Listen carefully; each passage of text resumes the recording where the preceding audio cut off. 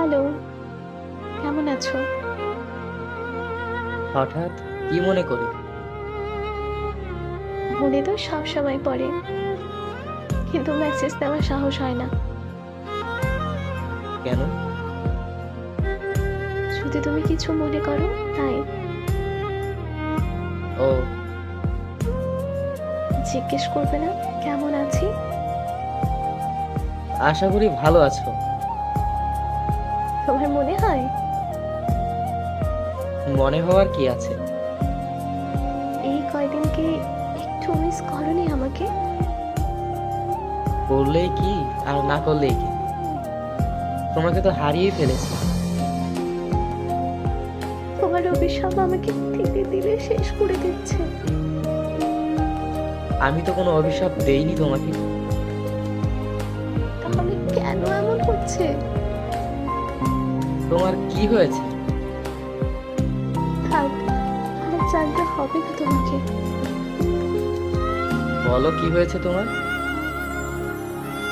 আমি না একদম ভালো নেই। কি বলছো এসব? আমি একদম ভালো নেই। ভালো থাকার জন্যই তো আমাকে ছেড়ে দিয়েছে। এখন এসব কি বলছো? আমার সুখের জন্য একদম বড় লোক ছেলে থেকে পরিবার থেকে বিয়ে দিল।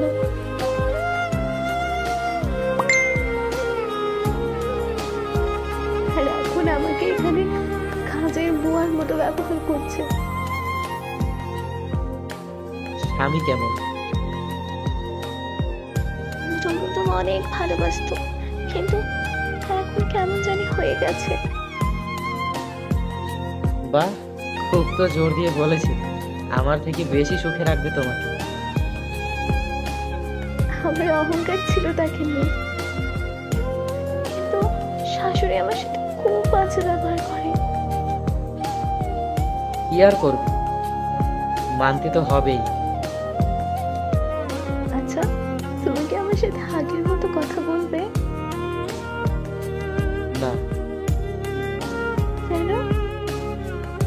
তাহলে আমাদের এই সুন্দর সম্পর্কটা পরকীয়া হয়ে যাবে। সমস্যা নেই, আমি তো চাচ্ছি মাহি। অনেক সমস্যা আছে, তুমি তা বুঝবে না। তুমি কি আমাকে ভালোবাসো না? বাসি, কিন্তু তা প্রকাশ করা অসম্ভব। কেন এখন করছো তুমি? তোমাকে বুঝো না, আমার অনেক কষ্ট হচ্ছে। কি আর করার মেঘা। প্লিজ, তুমি আগের মতো আমার সাথে কথা বলো। না মেঘা, অনেক ঝামেলা হতে পারে তোমার সংসারে। বোঝার চেষ্টা করো মেঘা। যতই কষ্ট হোক মেনে নাও, কি আর করার। বিশ্বাস করো, তোমার কথা শুনে আমার অনেক কষ্ট হচ্ছে। আমি তো চাইলেও এখন আর কিচ্ছু করতে পারবো না মেঘা। আচ্ছা মাহি, আমাকে কি দ্বিতীয়বার সুযোগ দেওয়া যায় না? এইসব কি বলছো মেঘা? আমার প্রশ্নের উত্তর দাও। তোমার বিয়ে হয়ে গেছে মেঘা। মানতে পারবে না আমায়? মেঘা, পরে কথা বলি, কেমন?